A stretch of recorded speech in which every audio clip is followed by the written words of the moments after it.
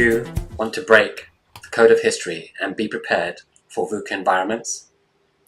Hi, my name is Ron William, Development Director at the Foundation of the Study of Cycles. Welcome to our FSC TV, where we feature an interview based on the book themed Breaking the Code of History by David Murrin. A few highlights on our guest. David explored jungles of Papua New Guinea, working on oil exploration many years ago, before working for a Wall Street bank and then setting up his own investment firm. His own ideas are based on models for understanding societies, geopolitics, and markets in order to make returns for himself and investors.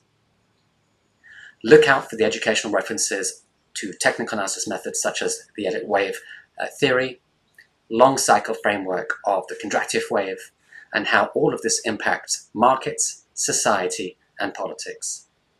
Please subscribe to our channel, like and share any insightful comments, and finally, click on the link below if you'd like to learn more about the FSC membership benefits.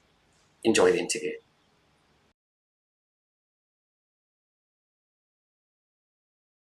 Welcome, David. Hi, Ron. Nice to be chatting to you again. Great. It's overseas, UK on your side and Hong Kong here, just as we cross into the new year of 2022. Perfect time to be discussing the future then. Yes, indeed. And if we could actually start with the backstory and an outline of your career, just to set the scene for our discussion. Okay, it's been fairly eclectic. I was educated in the UK. I traveled a great deal with my father because at a time when English society was quite closed in the 70s, my father worked abroad, so we went with him. So I've had very much a perspective of the world as a whole large sphere rather than just the sort of English-centric perspective. And I was very much into the whole American motivation system, work ethic and reward. So I was brought up in that construct. I studied physics at Exeter University and specialized in geophysics. I knew I wanted to be a seismologist because I promised myself I wasn't going to be in the city, which is one of those great moments in life when you're completely wrong about where you end up, because I did end up doing that in the end. But beforehand, I ended up joining a company that specialized in seismic work, and our client was Shell in this case. And I was posted as a 21-year-old to the depths of the Sepik Basin, which is a pretty disgusting version of jungle because it's predominantly swamp in the second biggest river in the world. We are 500 miles from the coast, and the river was about 1.5 miles wide, full of crocs, and our operational area was about the size of Wales. We started off with 600 to 900 labour force, worked and managed by about 15 expats. And my first day of work was a formative moment, really, which we'll come on to.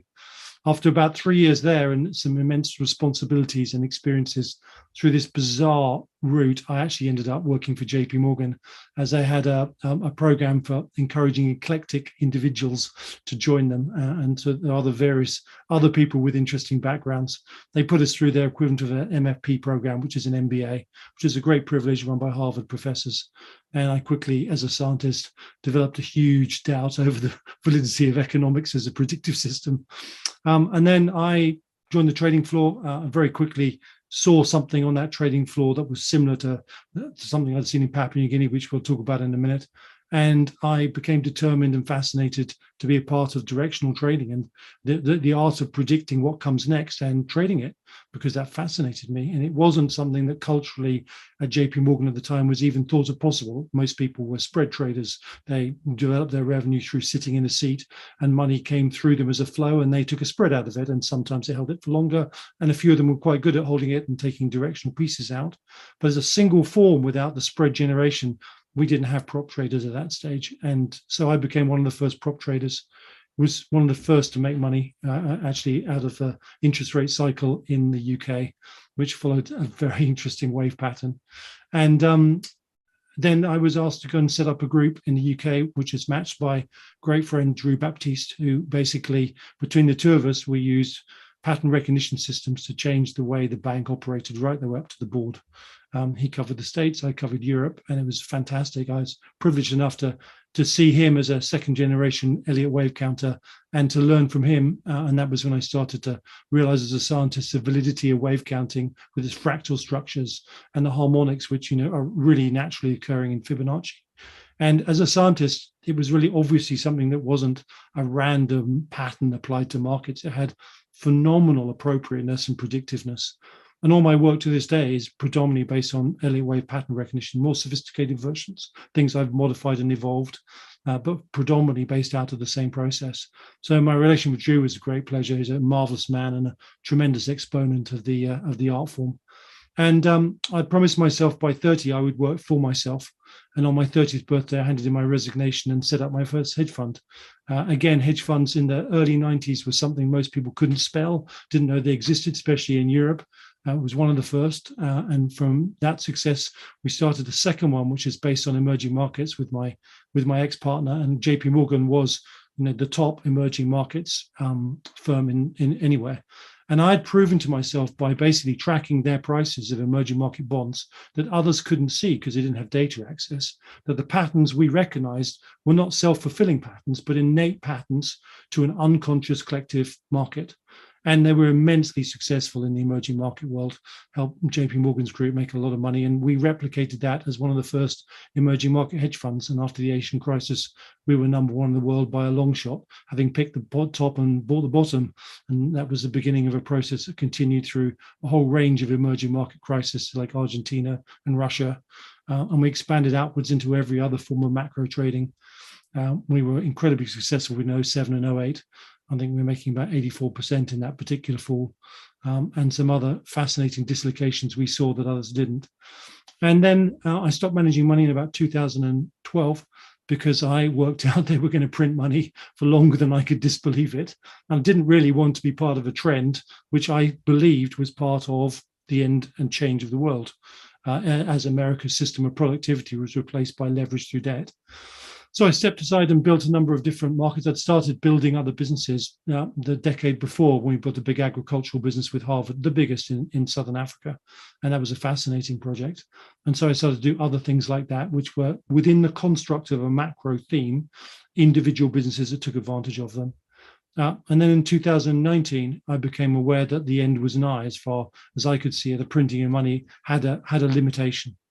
And so I decided I could do two things. I could set up a hedge fund, make money for myself, but I believe that the crisis that society was about to face through this process was so big that unless everyone could be educated as to what we're experiencing and policies could be changed, it didn't matter how much money you'd made because we were going to lose everything in the ensuing conflict that followed with China.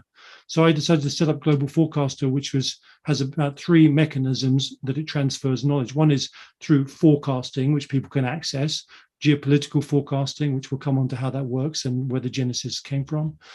It's really replication, a hedge fund that people can access every single aspect, the IP of why to do it, the specific trades, how to apply risk, so people can then dip in and tap into it. And that way, by education, it shows the validity of all the other ideas. And there's also another part called Global Strategists, where we advise governments, large corporations, and how to navigate through how we see the future and using thematics generated in the cycles we'll talk about based on the 5 stages of empire. Very good. And with that vast experience, I mean, predominantly in the finance industry and really through its evolution, what conditions in addition to that laid the foundation to come up with this and related theories? Put simply, why you, David? Well, it's a great question. Someone answered me a long time ago, and it was an interesting thought. So I think the conditions that allowed me to be someone that did this were, first of all, for some reason, I was fascinated in warfare from the earliest age. And I recognized that history was defined by the wars human societies fought. So my poor mother was reading to me about tanks and airplanes when I was 2, and she thought I was mad. And that fascination with the technology involved with wars, how we fought them and why we fought them, has been a strong thread throughout my life. I obviously studied physics, and physics forces the left brain to develop a logic and rationality. And I was always dyslexic, which means I'm right-brained, and dyslexics are very good at pattern recognition. We're not very good at spelling, and we're very bad at words. And the challenge of writing books in the past 20 years has been one of the biggest challenges I've ever faced academically, and had to teach myself how to do that because, quite simply, it was beyond me 20 years ago. And so the combination of military history, being brought up in a family that had been linked to the Indian Empire, so history was real within our family construct, being scientific and logical in the process. And then the next step was being in Papua New Guinea and watching on my first day at work, a group of 60 Papua New Guineans with bone through their noses, on a helipad, wanting to kill me when I suggested they should work in the rain, watching one person called Augustus, the son of a chief, brandish his machete around rather violently was alarming enough, but his energy spread like the ripples in a pond, and suddenly all 60 of them were resonating with this "I hate David and you're going to die" energy. And of course, help was 100 miles away, so there was no way you could get away. You couldn't run, you couldn't fight it. So I decided to take a leaf out of my grandmother's book as a memsahib and show no fear, and I jumped into the middle of them, and I used willpower to face them down. Imagine one holding up a machete, and I just look at, don't you dare, don't you dare.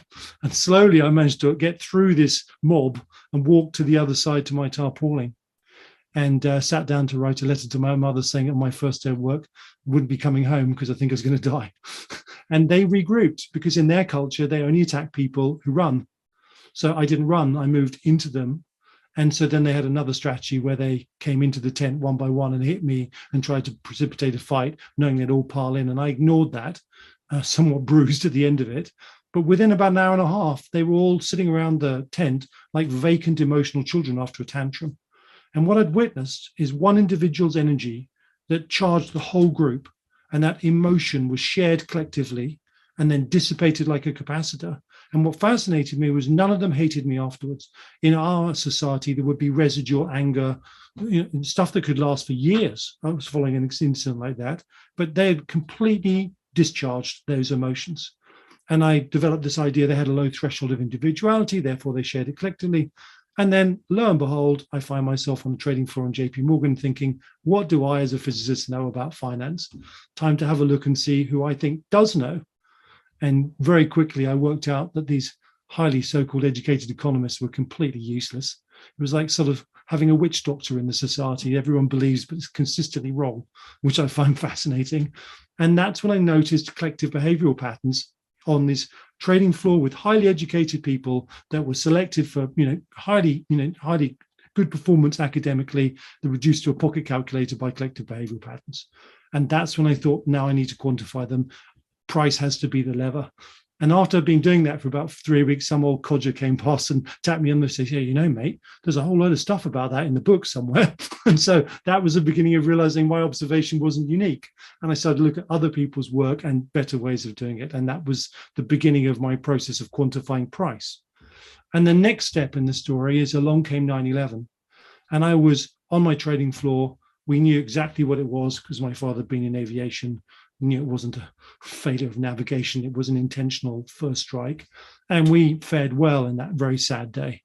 And as many people did, I found myself reflecting on the idea the world would never be the same, and that maybe it was never what we thought it was. Because what if essentially this wasn't an accident? This was a failure of the American immune system, i.e. its intelligence agencies, competing with each other and not sharing information. After all, they'd thwarted over the past decade a huge number of fundamentalist attacks. Why did they fail with this one? And could this process of not sharing and competition, which I hypothesized very quickly and turned out to be correct, be a hallmark of decline? So then I asked the next question, what if it is a hallmark of decline? What if the wave that's about to engulf us is bigger than the price data that we can see of 100 years of markets that would mark a collective psychology of behavior? What if it's part of a 500-year cycle? How do you work out what's coming? So the obvious answer to that was somehow or another taking a construct based around price and allocating emotional behaviors to that process, and then looking for the emotional behavioral cycle not validated because there weren't any price patterns. And key to that, at this stage, suddenly my interest in wars started to kick in, because wars are the clocks of empires. So I started to create a cycle based on the wars that people fought and the nature and construct of how and why they fought. That was suddenly the idea, hang on, there are other things we can use here to gauge a cycle, which represents something. And then I also thought about the essential construct of an Elliott wave, which is 5 up and 3 down. Well, what you really see is 3 impulses up and you see 2 impulses down. So let's just take out the corrections, which over history you wouldn't notice because they're going to appear very differently within a large society, and look for 3 changes up and then 2 changes down. And funnily enough, when I started to look at the cycle of wars, I could see that cycle too.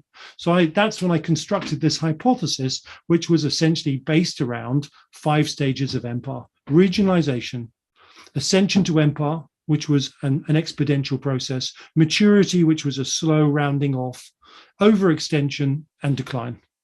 And so then I started to look, as you do, at every empire I could find, and I was flabbergasted to find all the ancient systems had similar processes. When I came to the European systems, I was a little bit shocked because the Portuguese, the Spanish, the Dutch, the French, the British, Germany trying, then America, they have much shorter cycles than 250 to 400 years, much shorter. So I kept thinking, this is very strange. Could it be the technology has changed the process of transference of power and USPs? And then I suddenly realized this empire that we sat in the West was not a national empire. It was a super empire with the meme of Christianity. And each of them was a unit within it. And they basically, but the overall system now had the same period as an old empire did, like, the Roman system or the Egyptian Greek systems. And that was a light bulb moment that actually there was a thing called a super empire, an agglomeration of subunits we didn't recognize. And of course, then I suddenly thought about the construct of Rome as the first super empire, because when Rome fell in the West, it continued in the East. And so basically in the fractal process, it split off and created a super system that had continuity over 2 cycles in effect, which is, again, another way of thinking about the organization of social systems. And so for all those reasons, this stuff started to come together.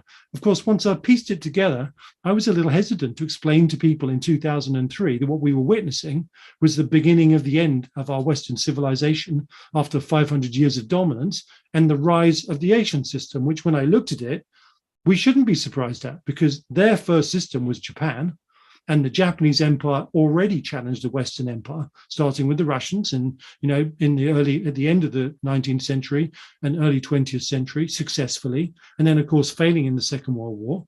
And then the second system of China underneath it, who's been busy challenging us from North Korea onwards, and, and Vietnam and the involvement of it. So this idea that we were going to have conflict with this other system wasn't really difficult when you placed into context what the conflicts we'd experienced already were, the conflicts between 2 super systems. So again, it really started to make sense.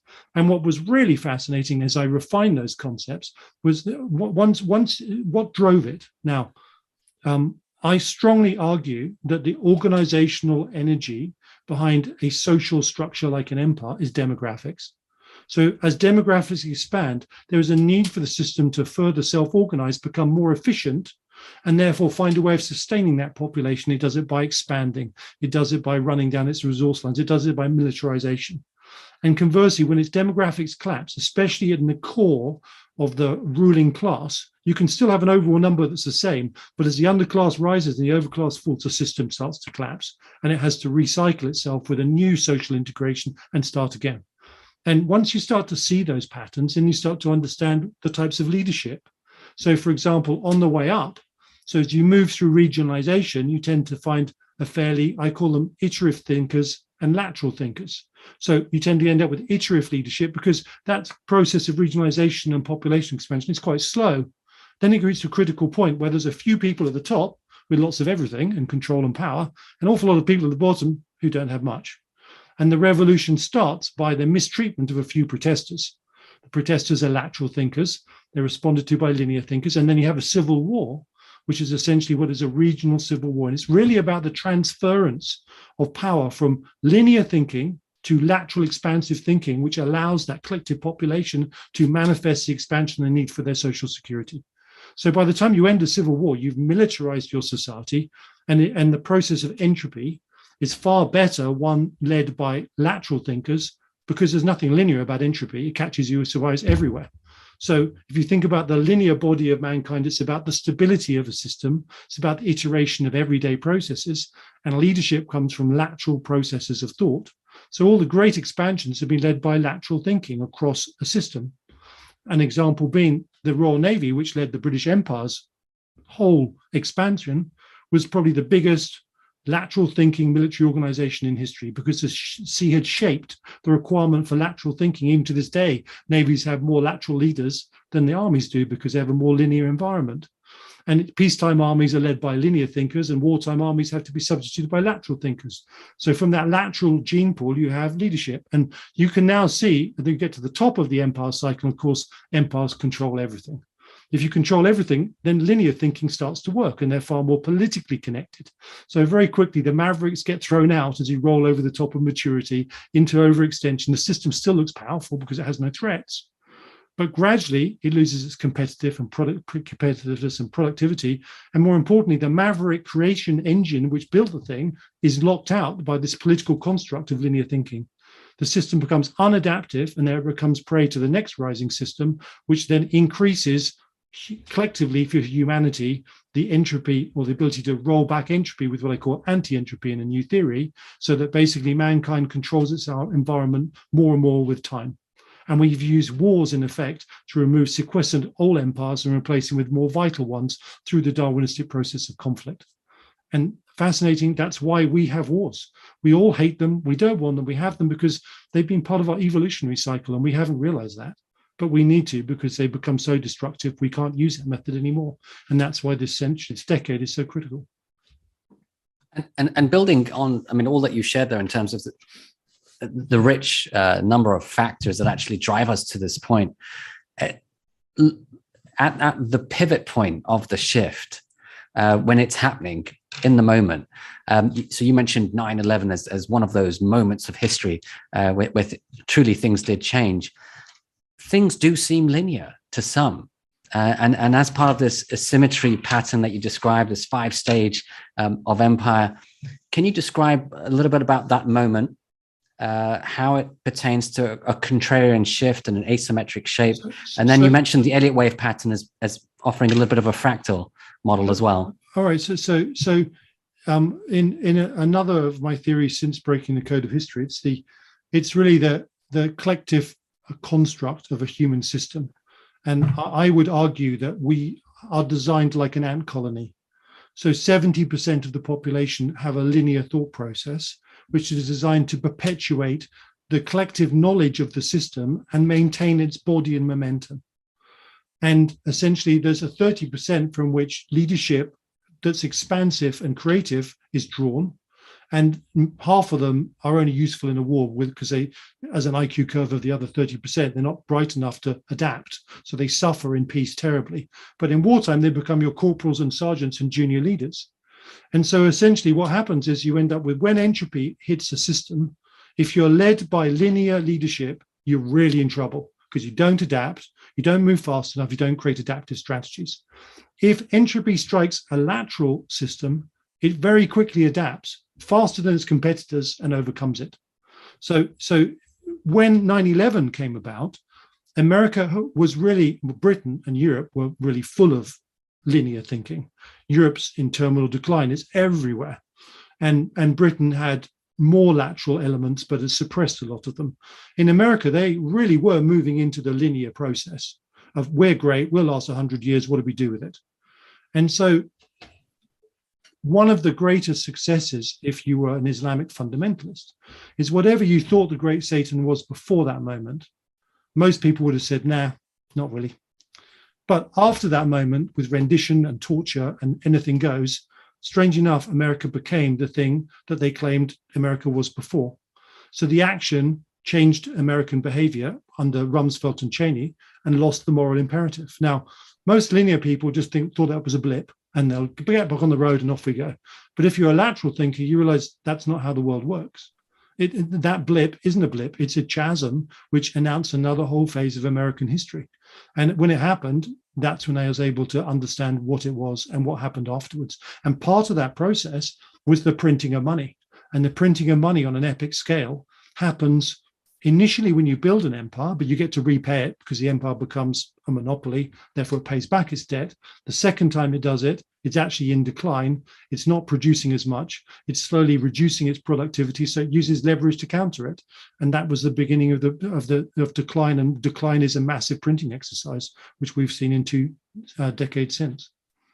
And the data that you study, David, is truly impressive. And we had a brief chat about the ice core history and how far back that goes, but also how it, along with a wide range of other data you look at, it does highlight these cycles over time. And just out of interest, looking back, how much of kind of credit mismanagement does show up in history as a turning point for these empires? Well, so I would argue the driver of the cycle of empires is demographic expansion and contraction. Money is a resource. So how you use your money is about the trading of one thing for your resource base that feeds your population. And there are very clear cycles. So, for example, the first debt cycle of an empire is in regionalization, expansion empire. They borrow from themselves like crazy.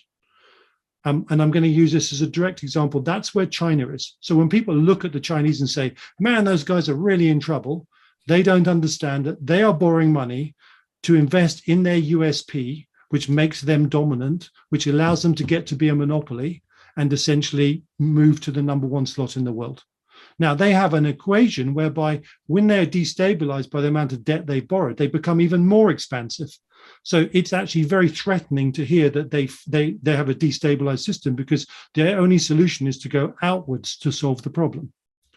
And once they have done that, in the case of Britain and America and other systems, they then have a dominant empire that through the trading mechanism, if they're a global maritime system, they repay that debt and completely go back to having no debt by the time they reach the top of the cycle. But then as they move into overextension, as I mentioned to you, their productivity drops. And to compensate for it, as they meet challenges like 9/11, they start to leverage and print. Initially, no one notices it. And as a sequence of events come along and there's no adaptation and return to expansive, growthful strategies, they just keep borrowing more money to compensate for the drag of less productivity. And that all looks great because they're an empire and they can manipulate it, until suddenly a hegemonic challenger appears. And when a physical hegemonic challenger appears, the system can delude itself that it can keep printing money. But the delusion breaks when someone pokes a bubble in the balloon, which is the external force of the hegemonic challenger. And so in this case, it's China. So when people make parallels of America has debt and China has debt, they're completely different types of debt. America hasn't taken that money, invested in new productive systems to make it competitive in a new phase. It's invested it in keeping its status quo. Whereas China's invested in a totally new infrastructure, which has put them into a hugely challenging position. And on the subject of demographics, as you mentioned, according to your model, it is the key driver to these empire trends. How do the demographic trends fare across all of the regions that you look at? I mean, west into Asia. So if you look at, for example, in Europe and the EU construct is doomed to failure because it has negative demographics in the core countries. There is no social structure I have ever encountered that can maintain itself with negative core demographics, which was the reason why I made a judgment that Europe was a fragile structure that would break, and that when Britain had the choice to leave, it should do, because it was effectively leaving the Titanic on the first boat out, rather than as everyone tried to pile into the boats. And I stand by that judgment today. In America, although there's a bigger population, the ratio of immigration and Mexicans to the indigenous core WASP construct that built the empire is shrinking massively. And that isn't about racism, it's about some collective engine. Once one of these cycles is started by a group, and that group starts to contract, no amount of imports can do it. If you take Rome, for example, its population in declined, so they had their barbarians in their army. They completely changed their social structure, but it didn't stop decline. In the end, those very barbarians took control of the emperor's seat way before they were invaded from the outside. So you can't change the cycle by forced immigration. Now, when we come to China and Japan, so Japan, for example, is the first of the super Asian nations, which kicked off, really in the sort of 1880s, 1850s, after the Meiji Restoration, which is its civil war of formation. Essentially, it has negative demographics. It's an old man. Now, it's an old man in a young system. So I always think of it as a 80-year-old man taking steroids to go and run a marathon. It will keep up. If you transplanted Japan into Europe, it would just collapse like the rest of Europe. But surrounded by younger energy, it's keeping a position to maintain itself as an important counter to China. Now, China's demographics are looking pretty ugly going forwards, but that doesn't help us because the demographics that have powered this expansion are already there. And mainly there are 55% males, which is 4% higher than any other normal aggressive society, which means they've got 55 million men of risk capital that you could go to war with and lose and still be in an aggressive state. So we are looking at a society that I've never seen with such a testosterone-governed process, which explains why they are so aggressive in their expansionary mechanism. They are literally crawling over the back of each other to get to that expansive moment. And it's something that we underestimate in the West and goes to the point that when we create a deterrence gap, the wall can't be the same as we used against the Soviets, who was an older empire as Europe. It has to be 3 times higher to deter their aggression. So there's a factor there just through demographics. Sounds simple, but it's incredibly profound in how it replicates through the strategy of containing China.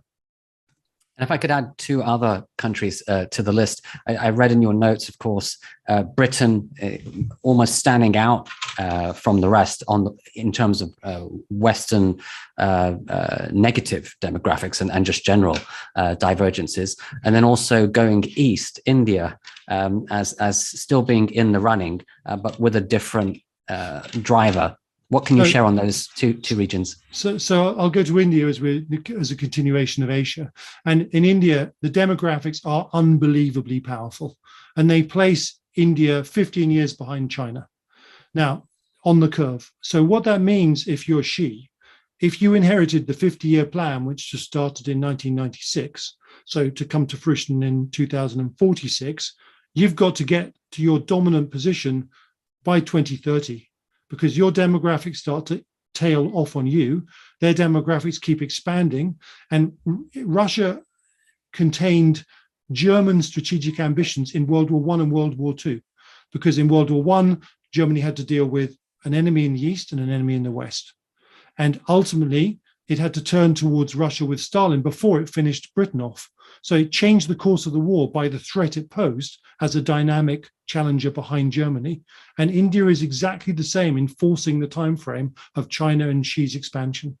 And so those demographics are very powerful. And India is interesting because India became a democracy through conditioning. I argue in my work later on that the difference between hierarchies and democracies, hierarchies are the standard human form of collective organization. So where did democracies come from? And quite simply, I argue that they came from societies that came from the sea, because the sea is an entropic environment. It creates lateral thinkers because lateral thinkers are adapted to surviving at sea and thinking laterally. So whole communities became lateral on the coast. So countries that depend on their sea tend to be lateral, and countries that are landlocked tend to be linear.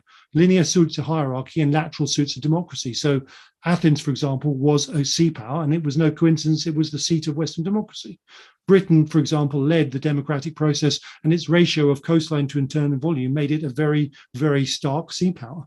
And so lateral and linear and environmental issues decide whether democracy works or not. So it's no coincidence that Russia and China, that are predominantly land systems with land people, operate hierarchies, and democracy hasn't touched them because they're not genetically adapted to receive it. And that was the error we made going to Iraq. A landlocked country wasn't ready to accept democracy. And you can see a very interesting correlation between left-handed markers. I talk about this in my later work. Asian societies have fewer left-handed people than Western democratic societies. So Britain might have 13 in America % of marked left-handers. And as a marker of lateral people, they're an indicator of about 50%. Maybe 40%.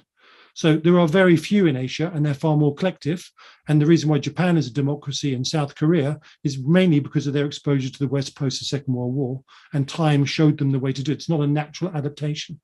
So this struggle between democracy and hierarchy is really about to be worked out in this conflict ahead. One works on the optimization of the individual to its maximum potential. The other works on lower potentials controlled from a central location, and mass compensates for individual potential. And it's a fascinating evolutionary struggle we've had for centuries, but it's coming to a real head in this particular struggle. And circling back to the West, you mentioned Britain as standing out from the rest. What can you share on Britain? I mean, in terms of its economy, its demographics, but then also Brexit as a key moment in history. So this is interesting because all of my life, pretty much born in 1963, I've lived in an environment where there was an embarrassment to be English. After all, we lost an empire. We didn't focus on that it was the biggest empire in the world and, the most effective global maritime system the world had ever seen. We lived in the world after we lost it. And so when I developed Breaking the Code of History, I assumed Britain was part of the European construct of decline, legacy, floating around. But I created a number of early warning markers. And one of them was the construct of expanding systems moving through the Olympic medal table. And if you look at the trajectory of expanding systems, which I call having national energy is aspiration, it's the ability to be competitive, it's the ability to harness money to create outcomes, which is why it isn't just a random activity. It's a real measure of national energy. And suddenly there was Britain with a third and second. And I almost fell off my chair because I realized I'd missed it. We had expanding demographics, partly through immigration, but they were highly integrative. And at the beginning of a cycle, regionalization can be powered by immigration. It's later on you can't do it in decline, but at this stage, because it's integrative. So that ticked the box. National energy ticked the box. And then, of course, there was this issue about pro-Europe, not Europe. I knew that Europe was in the state of the Titanic, post hitting the iceberg, just no one had noticed. So the moment I understood the Olympic dynamic, I understood that the energy that was expanded by UKIP was real. It wasn't just a fringe party. It was a core representation of the desire to leave the EU, to break away and adapt and expand faster. So I knew the referendum, I actually predicted from that stage onwards, I used the model of a regional civil war. And it predicted every single step, that basically the left-brained linear thinkers would be completely outclassed by the lateral challenge. And the lateral challenge of guerrilla actions, whether it was Nigel Farage, who interviewed me recently, and it was a really interesting interview because he's a very engaging man in our discussions. And basically Farage forced the Conservative Party to adapt. And in their adaptation, they then pulled the trigger and created the next stage. Now, there was an awful lot of good in that moment because the Brexit process was a regional civil war and the only one I found in history that didn't cause blood to flow. So there is hope that we can go through these social processes with the constraints of law and order and democracy containing that energy. That's the great news. But there's a massive downside, and that is by the end of a civil war, the whole of the challenging system thinks laterally. The army, the navy, the leaders, because they've been born out through entropic conflict and just linear thinkers can't cope in that environment. So you end up with a highly adaptive lateral system that is expansive, and then it follows its resource change and it shoots out the gun in effect and starts to expand. If you take the time it took Britain to finish the English civil wars and go to war with the Dutch, it was just a matter of months, if not a few years, and it was off. We didn't complete that. So we ended up with a lateral leadership. And Boris personifies lateral, but he doesn't have the discipline for the next stage. And a lateral group of Brexiteers, but a very linear governmental system and a very linear leadership construct in civil society. So there's an internal revolution for Britain to go through if it's to really release itself, which is releasing that lateral energy through the system from the civil service and government. And I think that's to follow. And I think this year we'll see Boris be knocked off his horse and the replacement initiate that process. And if that happens, watch out, because then I think Britain will start to really leap forwards and manifest the expansion to empire, or expansion to the next phase. Being two Brits, and I've just relocated from West to East, it's great to hear that story and certainly what it means for the future and how things aren't necessarily a one size fits all for the West. And of course, there are differences within Asia as well. And actually, on that point, David, if you could re-clarify your definition of a super empire, because this took me a while to think about in terms of timelines, but also subtle differences. So before I do that, because it's a great question, I'm going to go back one. Actually, I think Brexit was much more important than people realize. for the whole world, for the democratic world, because in the process of going through it, it affirmed the values of democracy. Now, within Europe, democracy has died under the EU construct of the Commission. It isn't there anymore, and it is planned to be eradicated. Democracy is failing in America under the fracturing process. So you have at least one country in the Western system that's firmly expansive in mindset, and the idea of global Britain is a paper tiger at the moment because we don't have the armed forces to protect our resource chains, but it's an aspiration that's real. And with that aspiration comes the affirmation of Western democracy. So I see that special relationship that was very much an excuse of a junior Britain to an all-dominant America. There's a power shift coming, which America's not prepared for, which was Britain actually starting to help America in a Zimmer frame navigate through some of the challenges. And we saw it when the WHO lost their funding via Trump. Britain was the first to step in and offer that funding gap to be filled. So I think that the Brexit represents a very important part of the hope in confronting and hopefully containing this massive challenge from China and its opportunistic partner, Russia. So going back to the next question. Yes, super empire. Okay, so these empire systems are really organizational mechanisms. And of course, as the population has got bigger, so has the need to organize bigger systems. So it's quite natural that, in fact, instead of bonding a group of people by their national identifier, you bond them by their religious meme, because a religious meme like Christianity is bigger than a national border. So if you look at the super Western Christian empire, as I call it, its phase in regionalization was Catholic. Its civil war of regionalization was the Lutheran war that started between Protestants and Catholics. And interestingly enough, the countries like Holland and Britain that became Protestant, that released their ties between God's control over thought and became directly linked themselves, had a completely different perspective of the world. They were able to question, and with question, they were able to create. So this religious revolution begat the Protestant world that was the expansive engine of the super Western Christian empire. And so then all the expansion really took place as a Protestant system, because Britain predominantly dominated that process after the Dutch failed. And the British Empire that dominated the world was the representation of the super Western Christian empire's power. Now, decline is very interesting, because decline also, so when you look at the rise of the Communist Party, communists were atheists. So what they were really saying was, no, we're not part of the Western Christian empire. We're not part of Christianity. We are atheists. And that's how the system split in Russia. And it did it in a fascinating way, because then it gave it definition. It's no longer the same. Therefore, it could polarize, and therefore it could compete. And then along came Nazi socialism, which is another atheist system. So now, in that split to the right of not Christian, you had this struggle between communism and atheism in Nazi socialism. And it started in the Spanish Civil War with the fascists versus the communists, and it went through to the Second World War. And it's a reason why it was such a tenacious, horrendous conflict in the Eastern Front, is there were no certain moral constraints from a religious perspective of a higher level, and they were two expanding systems literally fighting tooth and nail. And without the Soviets, we wouldn't have won the Second World War. We could not have contained the energy of Germany one way or the other. And so what happened at the end of the Second World War is you're left with two halves of an empire. One, the residual of the Western Christian world, and the other, the communist USSR.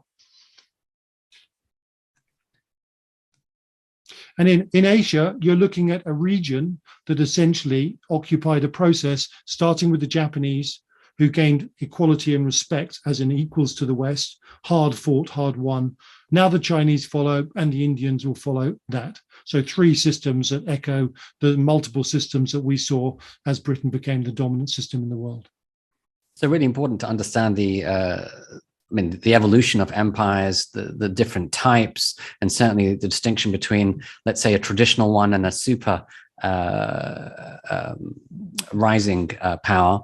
I noticed, of course, in the mainstream last year, there was talk of the new century of Asia, specifically focusing on GDP figures. I think for the first time in a long time, Asia had surpassed. So we've looked at markets, we've looked at, demographics being central trend. markets, economy.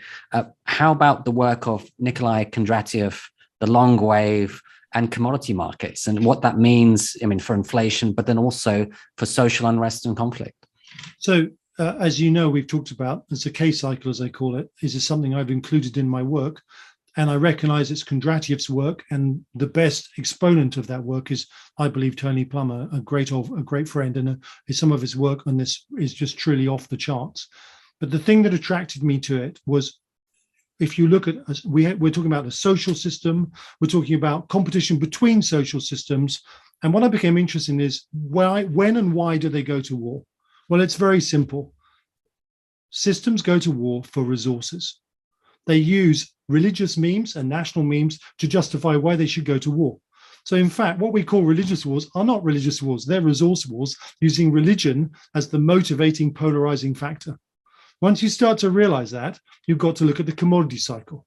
And if you look at Kondratiev's observations and their 54-year cycles, at the peak of those cycles, there are major conflicts. The American Civil War, 1914, the peak of the Vietnam War, and our next one, which I highlighted since I started talking about this in 2001, is basically 2025 and the peak of this next Kondratiev cycle.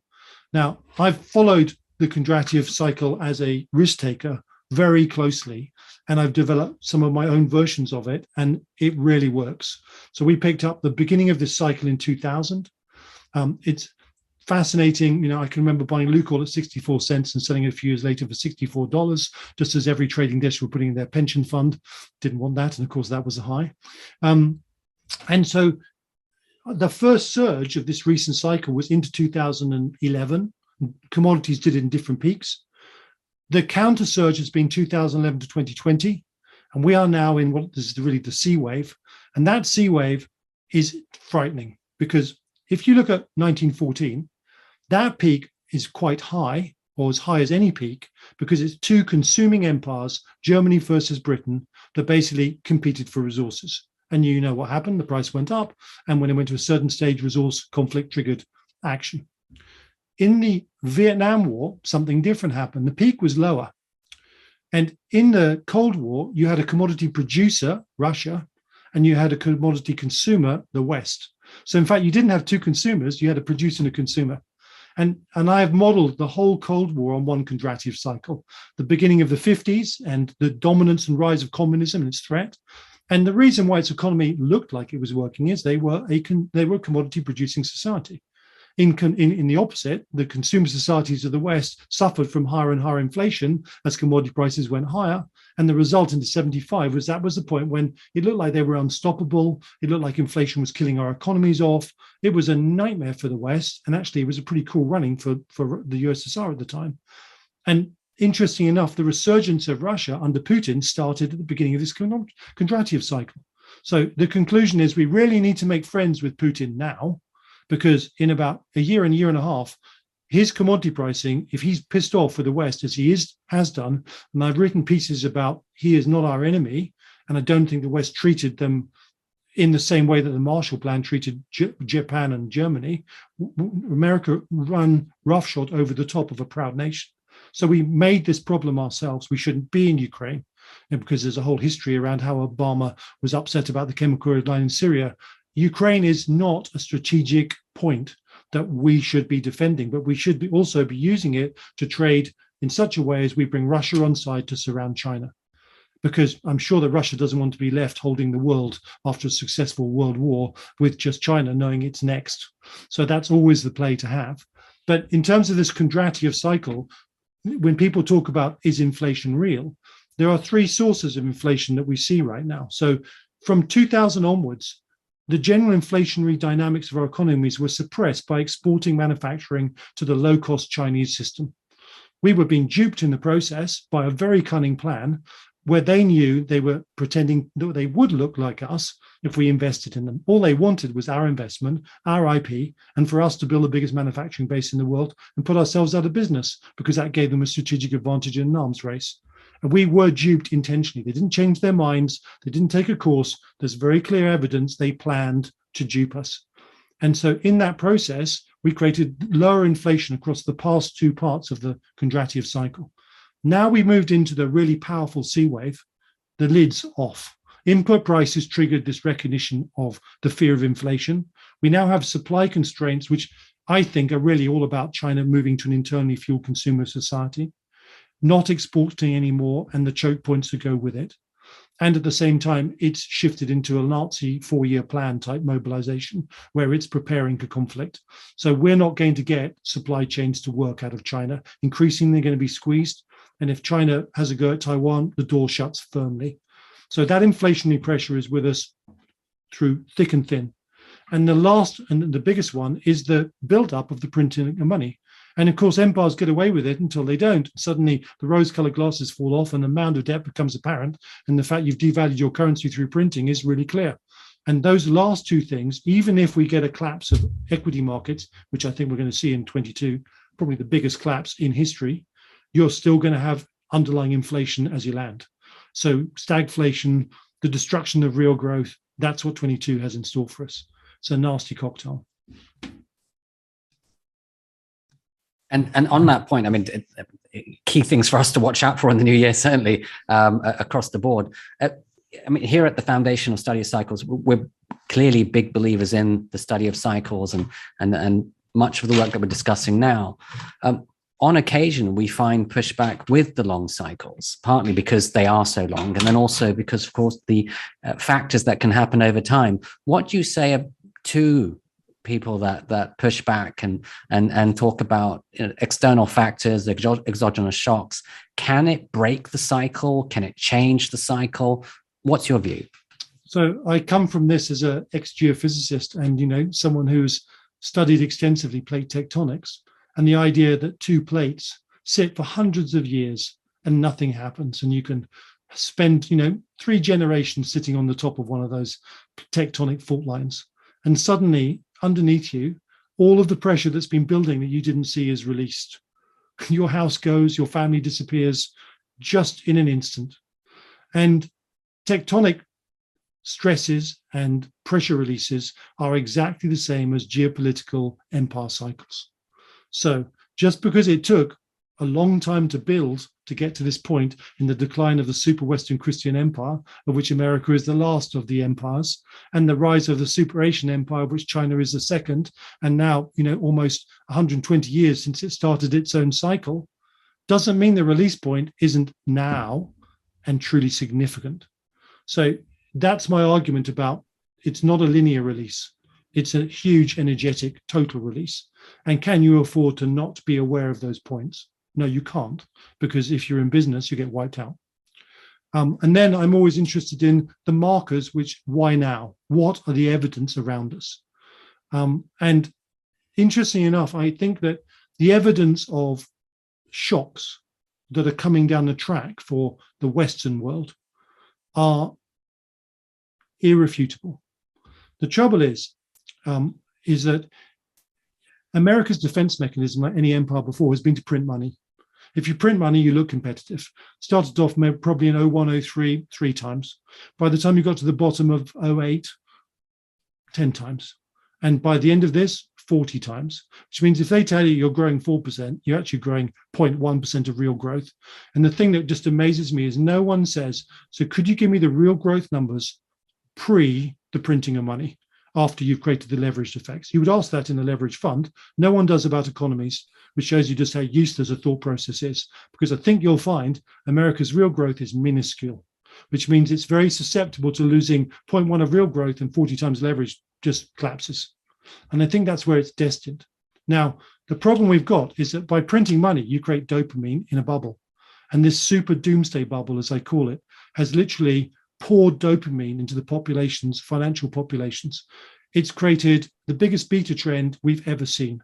That's filtered out any alpha trader who wants to go against it, just as being wiped out. All the intuitive people that would pick highs, there's no reward in that process. So you now have a system that's aligned to the beta mindset of linear thought. And believe me, they're the last people that can see an entropic shock coming. So I'll give you an example. In Breaking the Code of History, there's a whole sector in the relationship of diseases and the cycles of empires. And I made a prediction that the next pandemic would come from a Chinese military weapons laboratory as a product of seeking asymmetric advantage through biological weapons development. So when Wuhan started to appear on my radar screen, which was in December, my ears really pricked up, and I did a lot of work.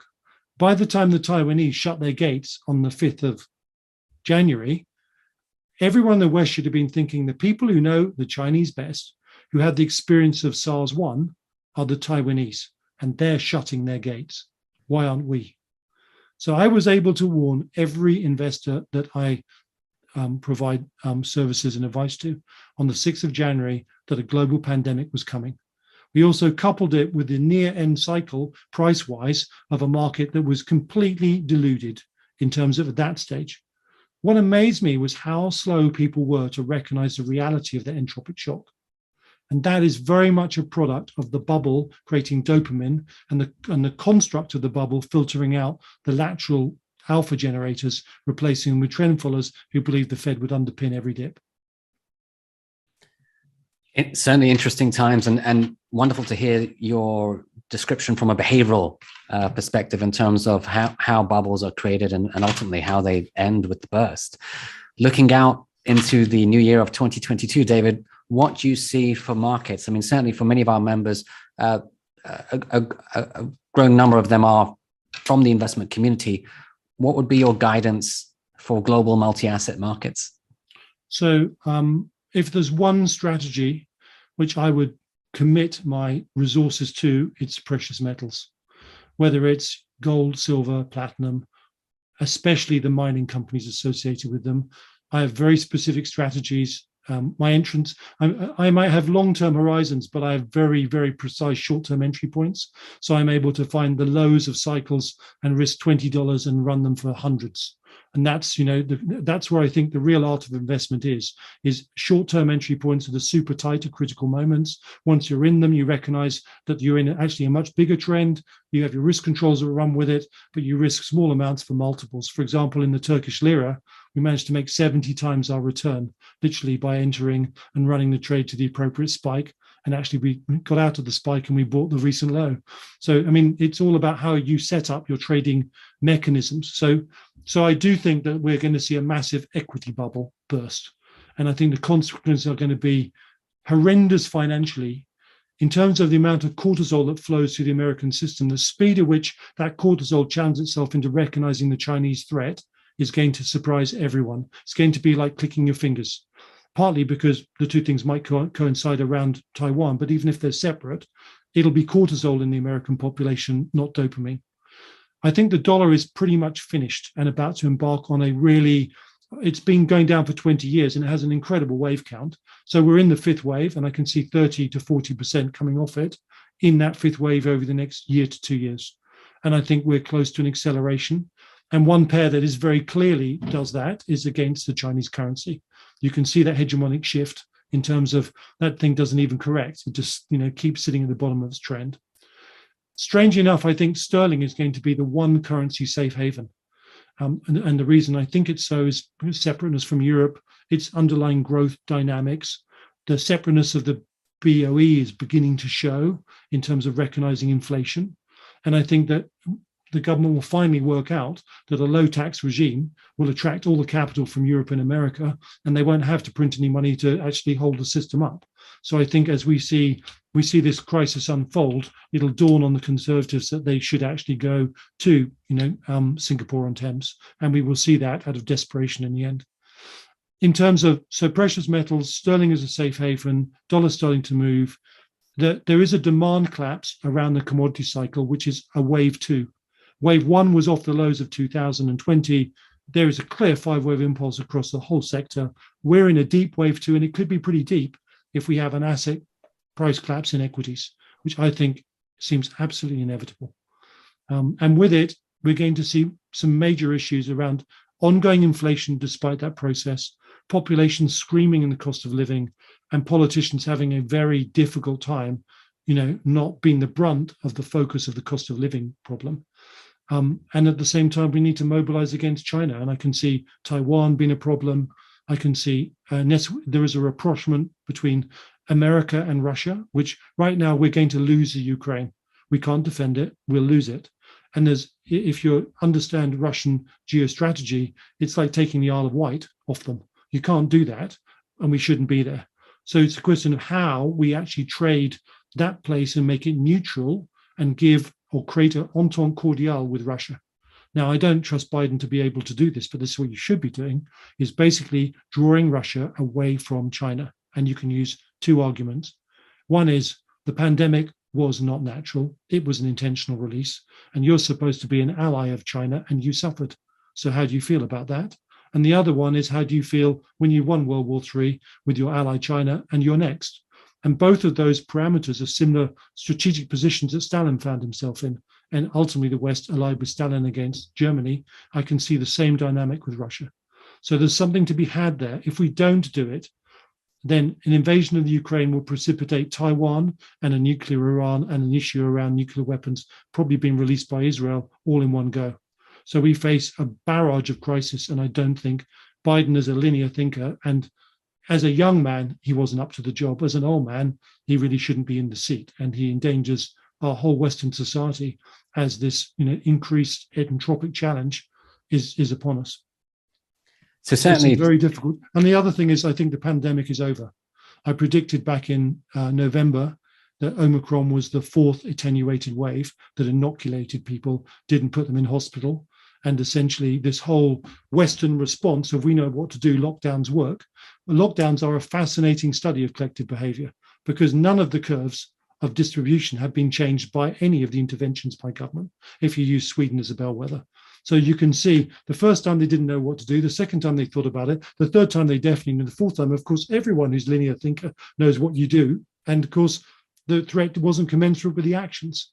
So that's a fascinating sort of example in the real world of what we see in a bear market or a correction, where everyone is super bearish at the bottom of the correction or super bullish at the top. It's the correction model, really.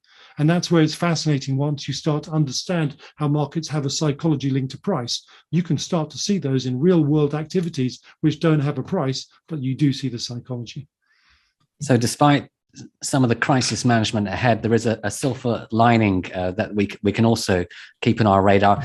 And one point, David, if I may, on the subject of currencies, which to some is a race to the bottom in terms of all the money printing and the credit mismanagement. What do you say on the point of currency play in general and this whole potential alternative to a different form of money? Some people cite crypto, others suggest maybe something hardback like gold. What's your view on that subject? So we are at a time, we're in the fifth wave of the decline of the dollar as a hegemonic currency. So the questions of what do I do with my money are very appropriate. Well, would you really want to give your money to Chinese and CCP control? Although they are becoming the hegemonic currency of replacement, it's not something that I would really be drawn to. So we can cross that off the list. So we're left with gold and silver, which I advocate very strongly. But there's obviously this rise with the blockchain concept of cryptocurrencies. And I think they represent the construct of substitution. Now, I think they are flawed, because quantum computers will break blockchains. So this is not a long-term solution. This is a short-term, what do we do? The difficulty is that if you take Bitcoin as an example, Bitcoin is not a store of value. And when it was up at 69 and everyone was super bullish, and I was listening to people tell me it was going to 250, I put the short out at 68.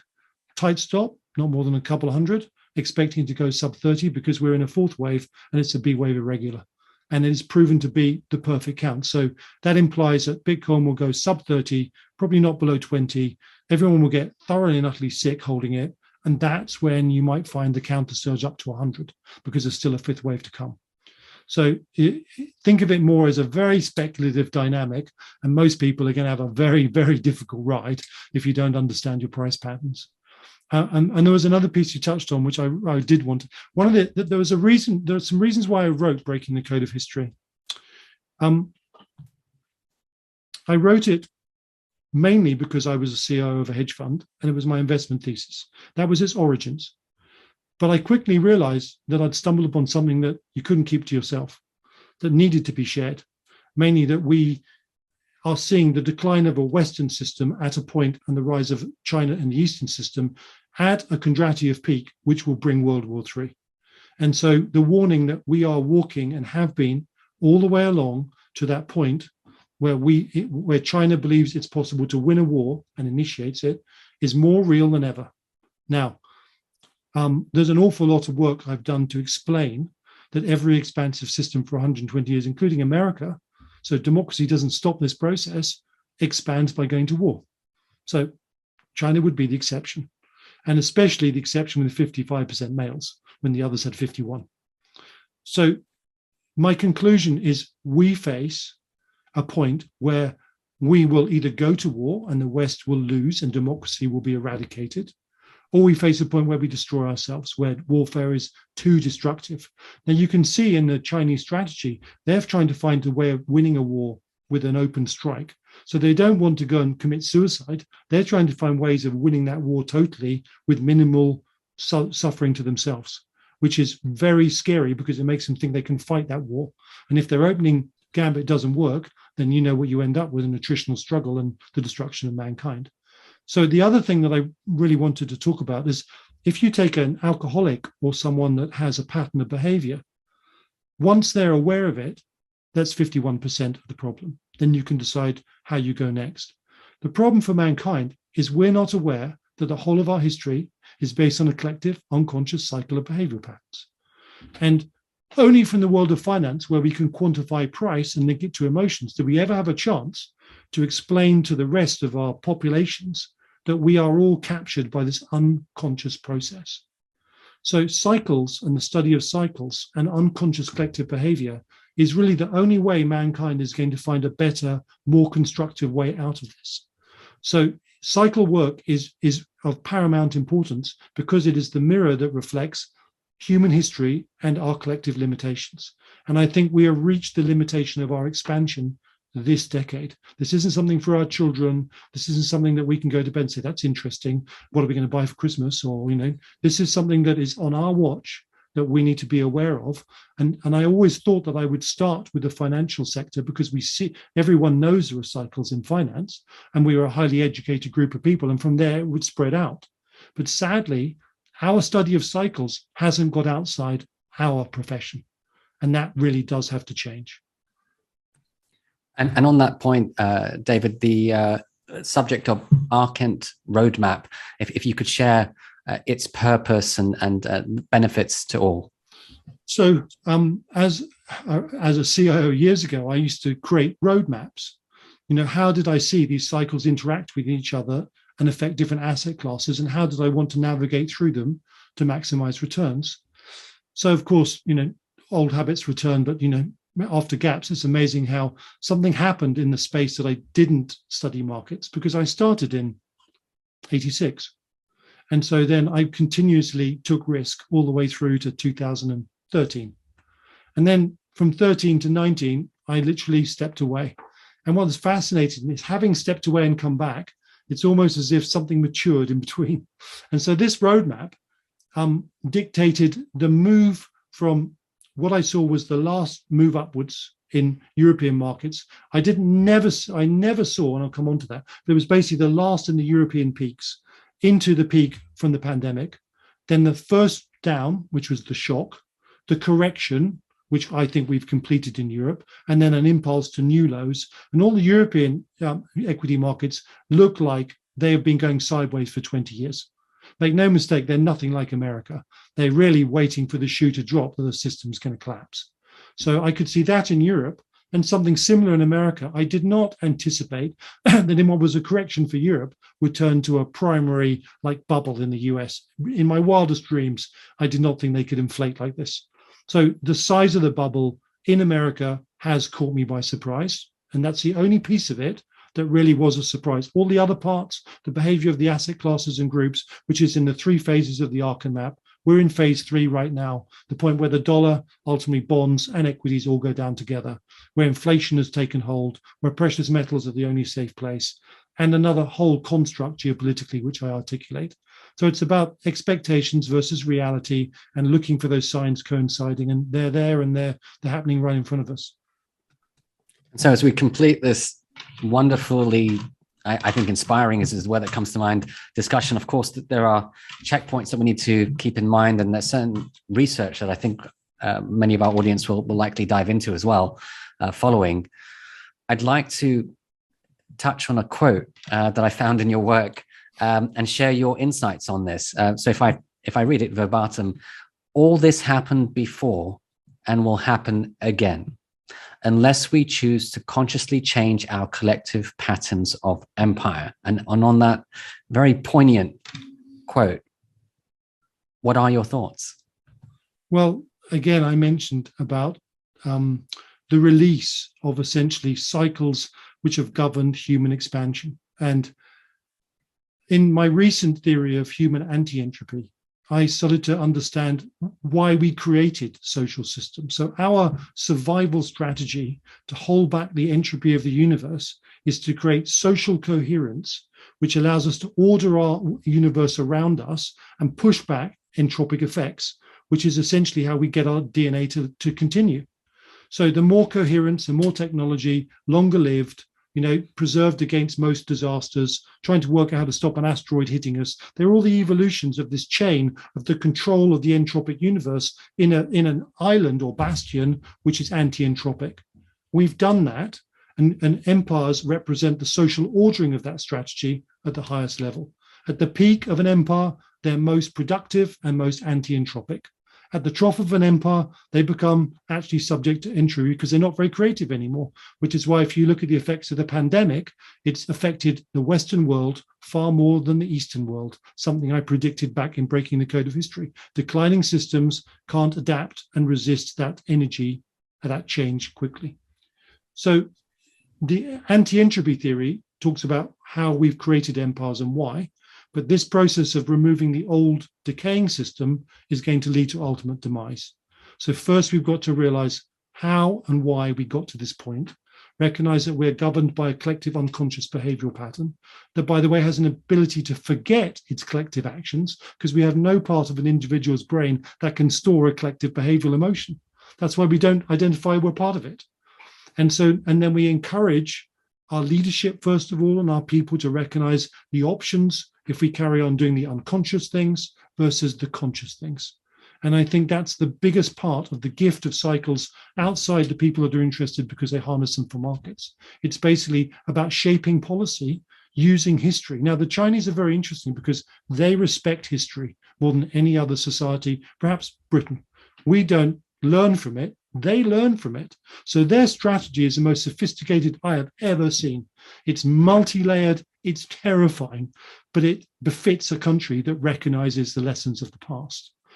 History in Britain is really valued. And I think Britain's role in this is huge because A, that we don't have any embarrassing moments like the French, which we kind of black out, or any other nation like Germany. We're proud of most of our history within the human construct, which means it's continuous and it's respected. So I think Britain is a real candidate for starting that change. In America, they don't even respect their own history. It's so short, they don't see the pattern of it. So I think it's hard to get Americans to understand that actually they should learn from the lessons of the British Empire because most of them didn't really know how big it was and had no idea of its role. So their lack of global education makes it hard to see that.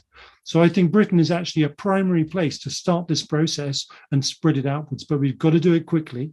And we've got to learn that basically the only way you face down an aggressor is not by appeasing it, it's by creating full spectrum deterrence with the intention to use it. And all predators then back away with that risk. Once we've backed the CCP down, then we can start to have a conversation about what comes next. And that's the back end of the commodity cycle. So that's the upside of what I would like to see happen. I'm just rather concerned at how asleep we all are as a collective. It's beginning to change. But the role of cycles and the work the foundation has done, I think, needs to get much further out than just the financial sphere of interest. And on that very positive note for the study of cycles and then the future ahead, David Murrin, thank you so much on behalf of the Foundation on the Study of Cycles, and really appreciate this discussion with Cycle TV. Ron, it's a great pleasure to be grilled by you. Thank you. I hope you've enjoyed it as much as I have. I've loved it. I look forward to the next time. Thank you very much.